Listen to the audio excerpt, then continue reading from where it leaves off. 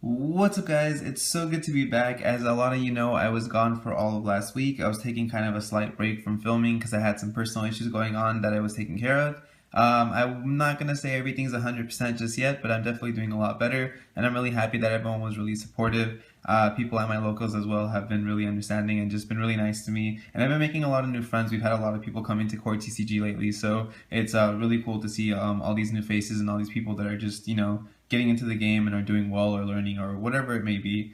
And so I decided that for today's video, I would kind of briefly discuss the different kind of decks people can use, and it might help a newer player kind of realize what playstyle they kind of rather fall into. It can help veterans as well to what to expect. ARGs this weekend, that's actually why I'm using the Percival mat. I kind of wanted to use because I'm going to Anaheim, so I wanted to use something that kind of represents how exciting this week is going to be. I'm going to be playtesting as much as I can. I'm still most likely sure I'm taking Kaguya for sure, but it might change depending on what happens after a lot of testing. So I'm not 100% sure, but I'd really like to take that deck because I know a lot of people have been wanting to see how well it does. So I'm most likely going to stick with Kaguya, but I'm not 100% sure. So yeah, this video is just going to be really simple. It shouldn't be too long. I'm just going to explain the different kind of like genres your deck can fall under and what to expect from those said genres.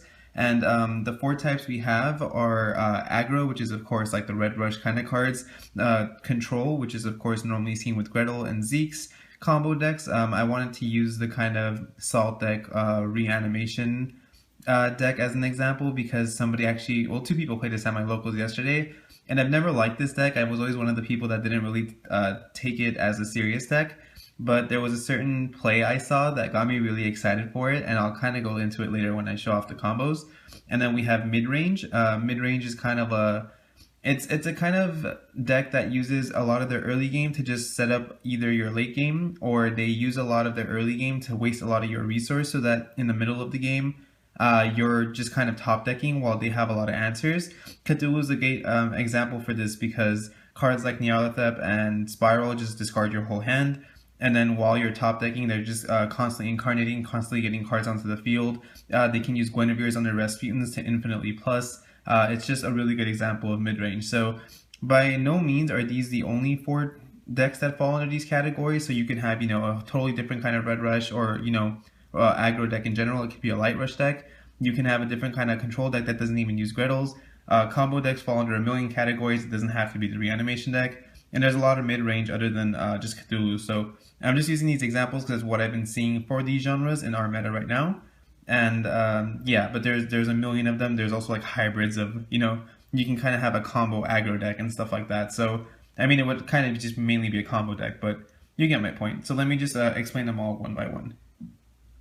So starting off with aggro at first, most aggro players in the competitive field, everything I use as an example is going to be for competitive. I think that if you learn the competitive curve to the game, no matter if you play casual or competitive, it'll help you in general just because you're kind of expecting the best a deck can be, and if you can learn to build against that, you generally have the best advantage against casual decks as well. So good aggro players tend to use cards that are like Lancelot or Snow White.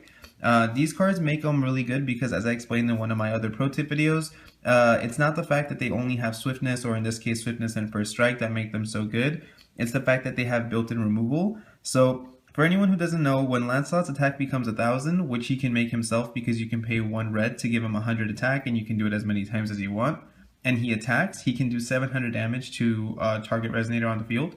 And what makes that so good is normally when you're using a red deck, you're often using a lot of your hand, and you often stay with not a lot of cards in your hand. So if you're going against something that outpaces you, or you waste all your resource, you're often left top decking. So Lancelot becomes more than just a beater, because if you attack and you get to destroy something on the field, he's already taken care of one other card himself, and then they have to use a card to take him out. So that's 2 cards your opponent had to use to get rid of your one Lancelot. And if you keep up that pace, it's very unlikely that you're going to run out of resource, and even if you do run out of resource, they're going to be at the same pace too, because they're losing 2 cards for every 1 card you have. Same with Snow White. If your Snow White attacks into something and they decide to block, and you use her passion counter to deal 300 damage to, like, let's say Allura, and you kill the Allura, and then you know, even if you trade in the battle somehow, let's say you're attacking a 0 and it's 7-5. And actually, even in that case, her first strike would kill that. But let's say even if she didn't have first strike, she just attacks, trades with the monster, and blows something else up. You took 2 cards out with this 1 card, and that's absolutely incredible. And in the situation I used with 0, she would just, her first strike would kill 0, the passion counter would kill Laura, and you'd still have your card. So she got 2 cards, and then they have to use a 3rd card to kill her. So these cards are absolutely essential in any red deck, and if you're not playing an aggro deck, this is something you need to consider. This is going to be cards that the aggro players use very often. A lot of aggro rulers right now are like Melgis and Arla and people of that sort. Normally if you see a ruler use Leviathan, it's very very likely that they're playing an aggro deck. So these are cards you can assume for their turn 2s, their turn 3s, and it's really nice to know, like let's say if you're a control player and you're anticipating they're going to go turn 2 Lancelot, you can of course just hold your Zeeks and stop that play and then push forward on your next turn. If you're assuming they're going to use Snow White and they're going to try to blow up a lot of your cards and it's turn 3 and you're a control player, you can always just drop a Feetsing after just staying open on your mana and preventing damage from Snow White. So she would use the passion counter, you would then drop Feetsing. It would prevent damage from the passion counter, and you would not even have to block at this point because she has all her damage prevented. So these are the most seen kind of aggro plays right now. Lancelot and Snow White are just huge. Another card I want to talk about that hasn't been getting enough rep is Little Dread. So Little Dread is one of those cards as well that just gives you so much bang for your buck. You play this card and you can use both the awakening effects. The first one says that you can, a target resonator gains +6, -6. And the second one says you can recover a resonator your opponent controls, take control of it, and it gains swiftness. And what makes this so insane is, let's say if your opponent has 2 rested creatures, 3 rested creatures let's say, and one of them is a 6/6, one of them is an 8/8, and another 8/8. So let's say you're going against a mid-range deck. This is aggro versus mid-range. And they have, let's say, a Haster, a Naya, and a Carmilla, which I don't have for example right now, but let's say there's a Carmilla. If you play Little Dread for the full cost of 6 with her awakening, you can deal +6 -6 to this, so it just kills it off. You would then take control of Nyarlathotep, recovering it and giving it swiftness, and then swing into Carmilla, and they just lost 3 cards at the price of your 1, and then they have to use, let's say, a Stoning or a Flame of the Outer World, or whatever card it might be to now kill her. So this 1 card just killed 4 essentially. So you always want to think, what's the kind of play I can use to kind of get the best out of, my resource? And Little Dread is a perfect example of how that's amazing, especially against mid-range decks. And then lastly, I'm not going to go into like every single card, there's obviously more, but once again for Blazer. Blazer is one of those cards that's also extremely well, because if you swing with Blazer and a Stoning or something, it gets removed from the game, and at any point you could just pay 5 to bring it back. The fact that this is recurring means it's going to constantly waste a resource, and it's not a card in your hand anymore, so you're not losing anything for summoning it, other than your the cost for it, of course. And that's just amazing. If you continuously are destroying their resonators with Lancelot, destroying the resonators with Snow White, and they can't block because of her first strike, taking their resonators and blowing stuff up with Little Dread, and using a card like Blazer, it's only a matter of time before they just can't keep up with all the aggro, and then everything you play late game, even if you're top decking, is just more cards that have swiftness. So if you're both top decking, and even if they use all the resources to kill all of this, and let's say it's like around turn 7, and you draw Lancelot, you go, summon Lancelot, swing for 6, summon back Blazer, swing for 11, and there's only so much they can do to keep continuously stopping that. So I think aggro's in a really good place right now. We've seen a lot of Arla decks with these cards as well, actually. I'm not sure if they run Blazer, but I know they run these 3, and they've been doing extremely well. So if you're an aggro player, these are cards you should be looking at. If you're not an aggro player, these are cards you need to look out for. If you're a control player, always watch out for their turn 5 or 6 plays. Their turn 5 plays could be Blazer as well. These are always really good to Zeeks as well. Feetsing is very essential because it prevents damage from any of these as well. So those are just things to look out for if you're an aggro player or if you're playing against aggro. Moving on to control, Gretel is a card we see used a lot in control. My argument for Gretel has always been that if you're going against a mid-range deck, it's very hard to play a control deck because there's nothing really too important to Zeeks really early because mid-range isn't doing anything but setting up, and sometimes Zeeksing their setup isn't enough to stop them. And if they're going first, they can get a Nyarlathotep off in this example of mid-range before you can Zeeks actually. If they go turn 2 Nyarlathotep and all you have is, like let's say an Elvish Priest or something. And if they look at your hand and discard, let's say, the Cake Zone, they can then follow up with Spiral the turn after, and you won't have the Cake Zone for it. So Gretel has always been a card that has kind of like a lot of controversy to it, because even me as a player, I've always said there's no real point to ramp all that much if you're going to just have nothing to play because they waste all your resource. So it's like you can have all the stones you want, but what are you going to do with them, you know? But the good argument for Gretel is Cake Zone. So Cake Zone lets you draw a card if you have Gretel and you cancel a spell with its effect. So you're not only using a 1-for-1, so your spell canceled their spell, so you're both losing a card. You then replace your card, and what makes this so important is the inherent problem with control decks is once they use their Zeeks and stuff quite often, they end up losing a lot of their kind of like their hand, because even though they're 1-for-1ing, they're not really doing much on their turn. They just keep ending their turn and holding their counters. And if you eventually run out of them, the other player can just kind of take advantage if they play really heavy creatures and just take over. And so drawing a card, hopefully drawing it to another counter, can actually make it so that you're kind of catching up faster than your opponent is, and that's kind of what you want to do in order to win. Zeeks, of course, cancel summon, so it's an extremely important card. Another card is Exceed. This is the last counter we have. It's pay 3 to cancel anything, so it's either spell or summon. And what makes this card so good is, of course, Featsing.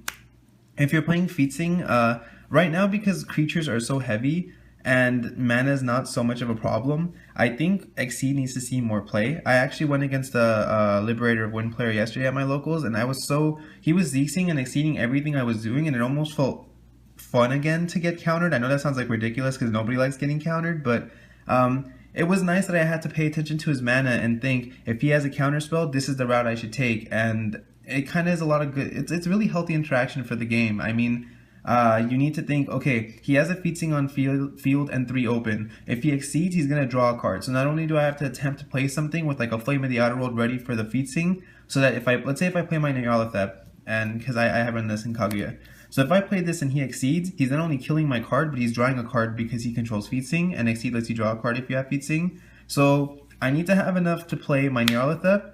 In a worst case scenario, if he does exceed this, I need to have Flame of the Outer World to kill Featsing, so at least he doesn't draw a card. And then it's still 2 for 2, so I'm going to be forced to end my turn, and then he's still drawing, and he's on the draw now. So even though that's the best you can do in that situation, the control player still has so much advantage, and it's just nice to see that. I'm almost really happy that Reflect's coming out soon, because it's gonna make people build their decks a lot differently, and I'm really happy with that. And speaking of Reflect, Glinda's not a card we see very often right now, but I think it will be after Reflect comes out.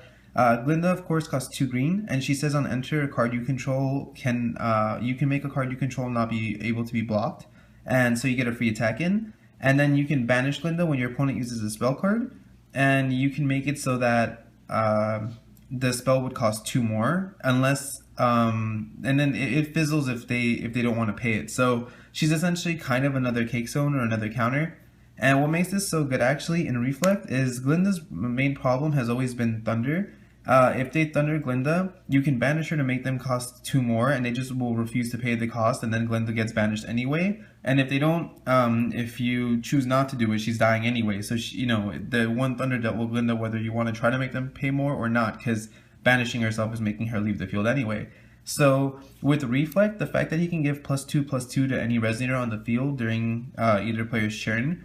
If they try to Thunder Glinda, you could just respond with Reflect to give her +2/+2, and now she's 200 defense left, and now they can't just get rid of her with 1 card. And if they use something like Stoning to Death to get rid of her, I'm totally fine with that trade-off, because then my Featsings don't have to get stoninged. Any other card that's like more of your late game plays can now just freely play, knowing that you at least got rid of one of their stonings. You can have a Cake Zone later prepared for another stoning if they have multiple copies. So I think Glinda's going to be really good. She's always been like just enoughly like underwhelming to not see too much play, but I think the fact that she's essentially a 7/7 next format if you play her in Reflect is extremely important, and it shouldn't be like people need to worry about how good this is going to be. So if you're a control player, you're typically the type of player that likes to sit really passively behind your counter spells, behind your quick cast cards like Featsing, and you just play really passively and assess the situation every turn. Every time your opponent plays something, you decide whether it's a big enough threat to cancel, or if you want to, let them swing in and drop a Featsing instead. So that's the kind of player you are if you like control, and this might be a play style for you.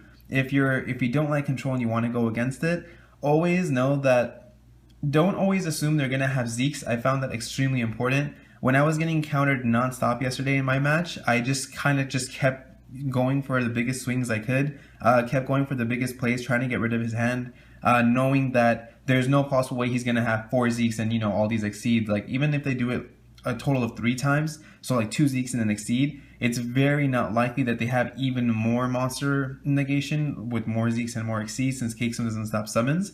So don't be afraid, even if they have the 2 mana open. Sometimes good control players can tend to just bluff you, knowing that you're not going to go for the biggest play if it's going to lock you out of your turn if they counter. So it's something you need to pay attention to. Kind of count how many Zeeks they have in the graveyard. Make sure you know what they're going for, what their hand could possibly be, and that's the best way to play against a control player. Next up, we have the combo players. These players are the ones that I couldn't relate with the most because I absolutely hate combo decks. Matt Cosmore has been like a super fanatic about combos in general. I know that's the kind of player he is, and we've always like kind of argued about it, because I'm the kind of person that's explained in my videos where every single time I use a card, it has to give me immediate return or take something away from my opponent for me to feel like I'm getting its most value. And he likes setting up and playing, like all these crazy setups so that once your combo goes off, you just destroy your opponent completely. And I didn't like that, and I'm not sure if this exact list somebody used was his list, and if it is, I give it so much props now. And Matt, I'm so sorry. If you do watch this, I really hope he understands how threatening this is and how much respect I have for it now, because this is absolutely ridiculous. So somebody was playing this deck, and if for anybody that doesn't know, Yamato says that it's 200-2000, it has swiftness and target attack. It doesn't rest when it attacks, and it can attack 8 times in one turn. And it's 200 attack, of course, so it's not always that threatening. And, a lot of people, the only way you can actually play this card is to revive it with cards like Book of Ebon or Genesis Creation, because your goal is to kind of maybe mill it with Guinevere or, with Soul Hunt, anything of that aspect, and then revive it later so that you don't have to pay the obvious 10 cost. And what made this so crazy to me is the guy that was playing this deck, once again, this might be all props to Matt. I'm not sure who the actual creator of the deck originally was, but, props to that player. But he was also using Necromancy, which we've seen a lot in this meta.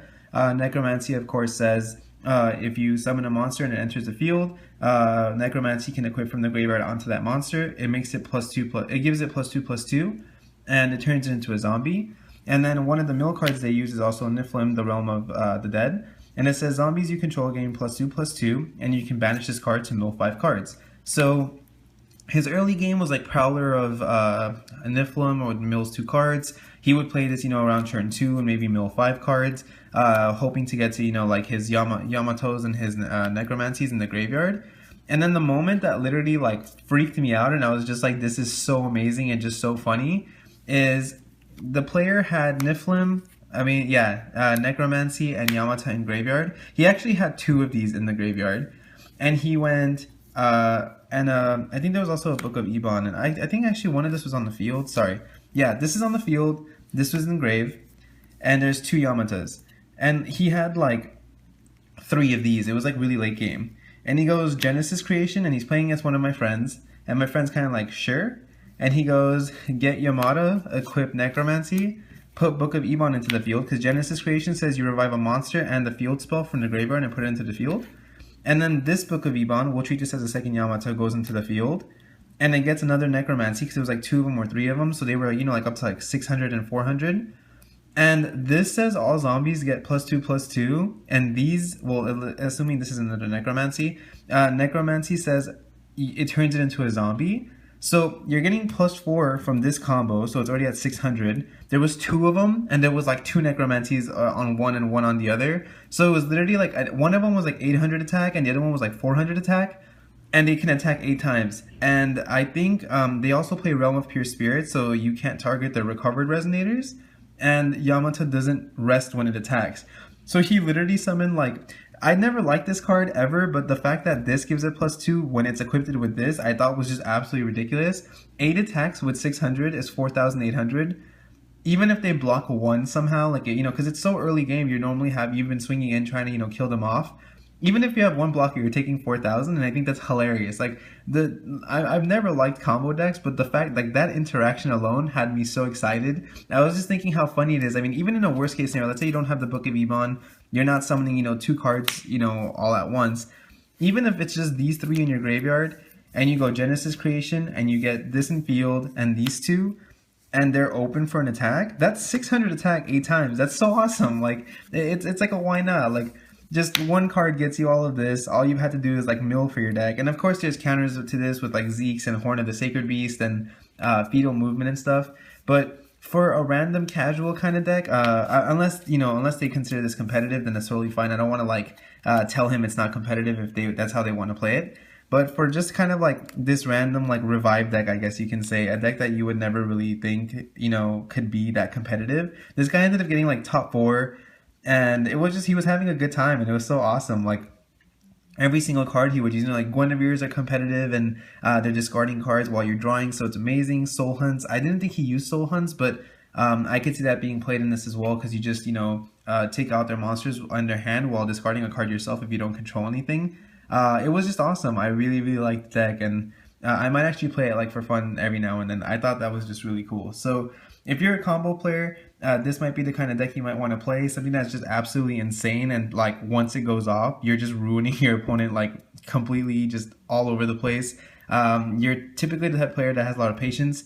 To set all this up, you need to make sure that you are a decent deck builder at least, because I would say you don't want to have brick hands. Decks like this are extremely hard to build because you can always draw completely horribly and your combos aren't going to go off. And so make sure that, you know, you're using your ratios extremely properly, and you know every single card has a certain use, and you know the exact number you should have of all of them. If you're going against a combo player, like I mentioned, Zeke's is extremely crucial, Fetal Movement is crucial, anything that stops your graveyard in this situation, anything that disrupts a combo in general is good as well. Even if they just go first turn Guinevere and they really need to draw 2 and discard off of it, and you went first and you have a red open and you thunder the Guinevere, that could be a really good way to disrupt combos too.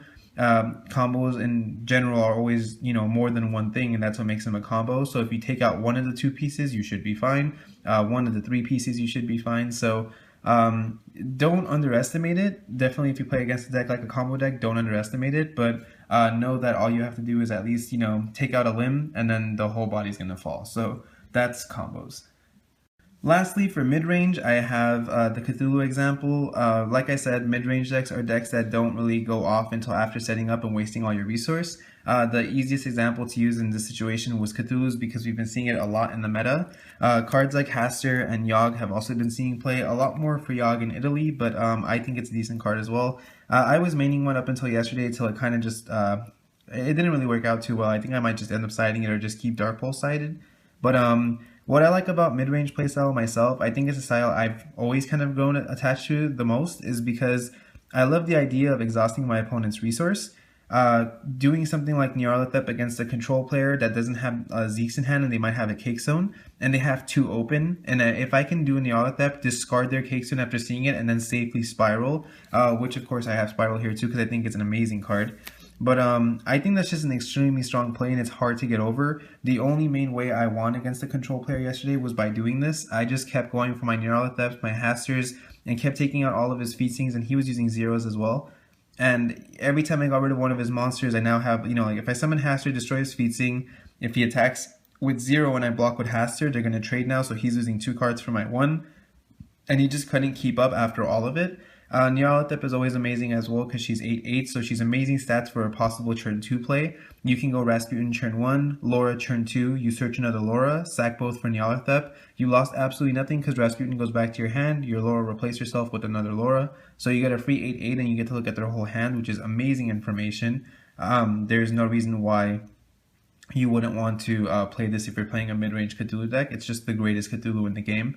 I actually think Nyarlathotep's the greatest Dark Resonator in the game, if not Dark card in general. Yogg isn't bad either. On enter, he destroys all level 2s or lower. It's definitely, I think, not so important in the main right now, because the Arla ARG list is being played quite often, and Lancelot's the only like 2-drop I can think of other than Guinevere, who would just be able to respond with her effect anyway. So I don't think Yogg, I'm actually thinking about taking it out. Haster, it's been giving me a problem lately. I've been running, I think, 3, but I might take it down to 2. My problem with Haster is a lot of people are playing Necromancy at my locals, which is this card again, and it's an addition that equips onto the Resonators. So if they summon like, I have a player who plays like a dark red Blazer, and he summons aggro monsters like Snow White and Lancelot, and then he's discarded this with Guinevere, and it kind of scoops under the Lancelot and gives it 2/2, which gets it only closer to the thousand effect. I mean the 1,000 attack effect anyway.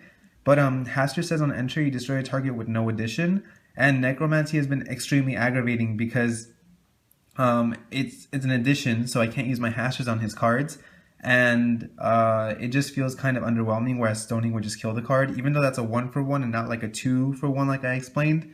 Sometimes if you have this card dead in your hand, it's kind of just what you have to do to kind of get the best out of the situation is maybe just side in a Stoning or something instead. But in general, it's my problem with Carmilla as well, actually. Right now, I've seen Scion played in Vlad decks as well, but this player was also playing Scion. So he played Scion and he equipped it with Necromancy from the grave.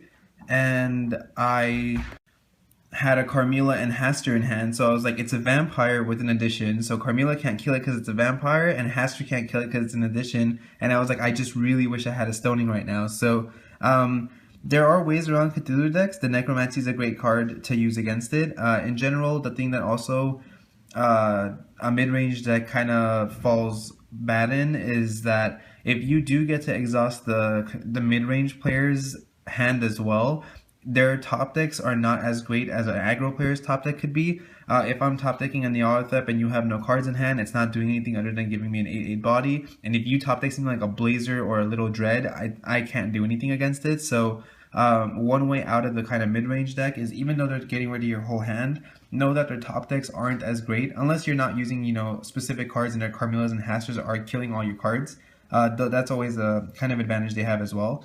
But yeah, mid-range typically falls. It's also really hard to play against control unless, like, if you open well like I did against the control player, you have a decent chance.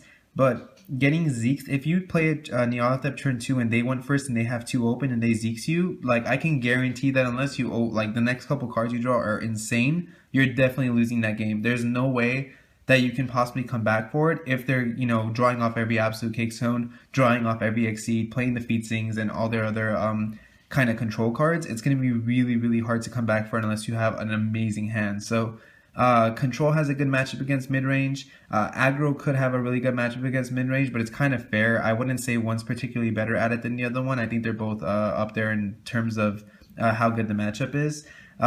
Mid-range has an extremely well thing against combo because Neolithep can interrupt any combo. If you kind of have all these cards in your hand waiting to use the perfect one after you've set up, Neolithep just looks at your hand and discards the most important one, and then you can of course follow up with like a spiral as well. So it has an extremely well matchup against combo. So if you're the kind of player that kind of likes to just, play it a little slow, take advantage of your opponent's resource and just get it, out of the way, mid-range I think is perfect for you. I think it's perfect for me. And if you want to play against mid-range and you're kind of having issues with it, always know that if you exhaust their resource and do the best you can to get rid of their hand, their top decks aren't going to be as great as yours if you're using like aggro. If you're playing control, go even slower than usual against them. Don't worry about your Gretel's turn 2 if you went first. Hold that Zekes if you're expecting them to have Naya. Just make sure you play slower than them so you can counter everything, and then once they have those bad top decks and they're not really getting the best out of what they're drawing, you can take advantage and just kind of push through. So thanks again for watching, guys. I hope this video helped anyone that's, maybe not too sure about what their kind of card identity is. If you don't know what kind of player you are, if you don't know if you like aggro, control, combo, or mid-range, I hope this video kind of helps you find your way. I know when somebody explained it to me and kind of told me what all the different playstyles are like, mid-range stuck out to me, so hopefully this is kind of the same for you guys. I wouldn't say any particular playstyle is better than the other one. It really just depends on your matchup and how you side. So let me know if you guys have any questions about that. If you guys are having trouble understanding anything in the video, ask me in the comments as well, or on Facebook. It doesn't matter to me. Both are totally fine. And if you guys haven't subscribed yet, please make sure you do, because I have a ton of videos coming your way, and I will catch you guys next time.